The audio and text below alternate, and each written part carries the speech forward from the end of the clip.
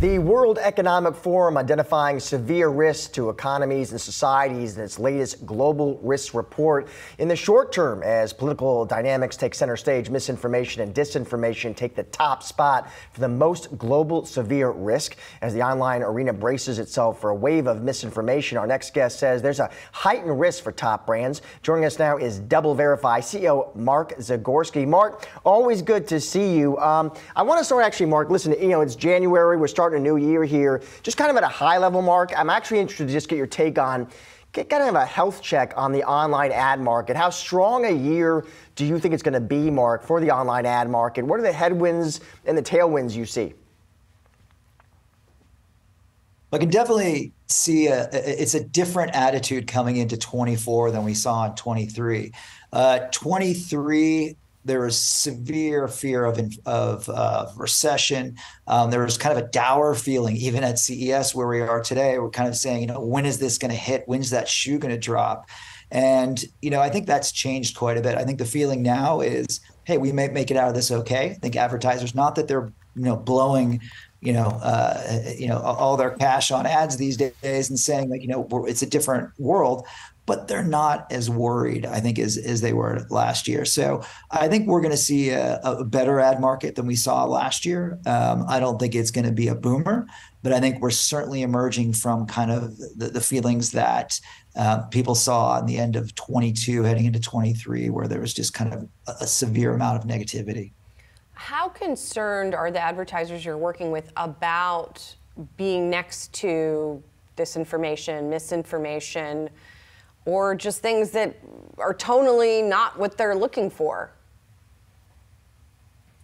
Yeah, a core part of what we do for some of the biggest advertisers in the world is ensure that their spend in their ad placements aren't next to content that they're not comfortable with. And that can include everything from brand safety and suitability violations to what you mentioned, which is content that they consider to be hate speech or misinformation or disinformation. Because what we found is consumers create a direct relationship between where a brand ends up and the kind of content that's around it and their perspective on that brand. So it has a negative rub-off effect. They're very concerned about it and increasingly concerned about misinformation and disinformation, as well as hate speech during years like this year, which is an election year. And election years see heightened levels of all of that type of information or lack of information throughout the web. And so, Mark, so they are concerned about it, your clients. What are some solutions there? What are you telling them? Our goal is twofold. The first is we want them to avoid the content altogether, right? And we do that through specific filters, through programs that we work with on certain platforms that allow them to avoid content that we believe and flagged as not being aligned with who they are and maybe misinformation or disinformation.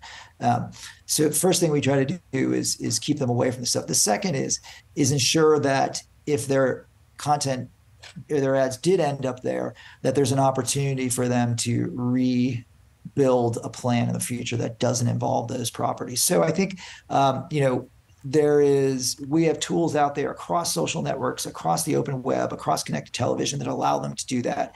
Those are the places where they fear being the most.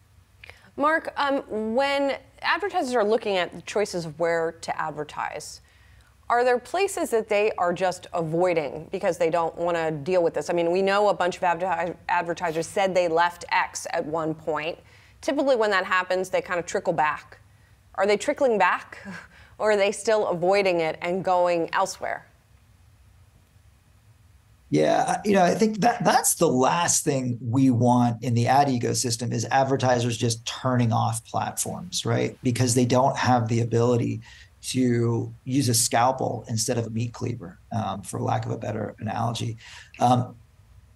We are seeing less of that because the tools that we're able to build and others in the space are able to build allow them to maneuver a little bit more finely because there's no platform that's all bad in general.